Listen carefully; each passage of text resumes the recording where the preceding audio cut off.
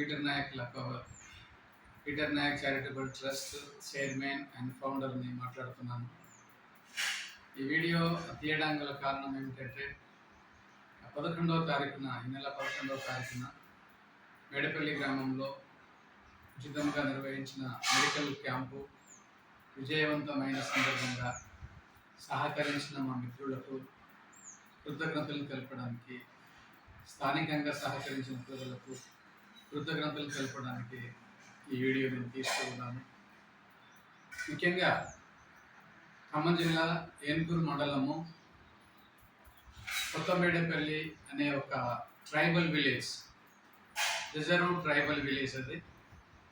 ఆ గ్రామంలో ఇప్పటి వరకు కూడా ఒక కరెంటు స్తంభం కానీ వాళ్ళకు కరెంటు సౌకర్యం కానీ లేదు. జయరాజ్ గారు చాలా పెద్ద మనసుతో వారు వెంటనే నా మనవిని యాక్సెప్ట్ చేసి ఆ గ్రామంలో మెడికల్ జరగడానికి దోహదపడ్డారని చెప్పి తెలియపరచడానికి నేను చాలా సంతోషిస్తున్నాను.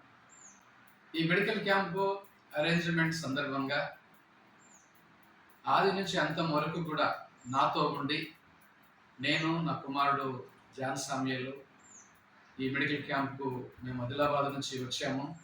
అయితే మా ఇద్దరితో కూడా ఉండి, మాతో ఉండి మాకు షెల్టర్ కల్పించి ఆ గ్రామంలో మెడికల్ క్యాంప్ ఏర్పాటు చేయడానికి అన్ని విధాలుగా సహకరించి మీడియా కవరేజ్ ఇచ్చినటువంటి CK news channel chairman Bukya Upender గారికి నా ప్రత్యేకమైన వందనాలు, కృతజ్ఞతలు తెలియపరుస్తున్నాను. అదేవిధంగా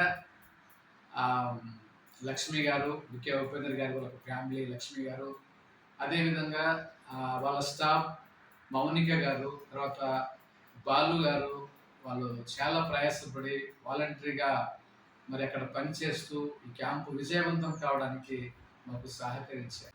కొత్తమేడపల్లి గ్రామ పెద్ద అయినటువంటి గంగరాజు గారికి పీటర్ నాయక్ చారిటబుల్ ట్రస్ట్ తరఫున హృదయపూర్వకమైనటువంటి ధన్యవాదములు నేను తెలియపరుస్తున్నాను.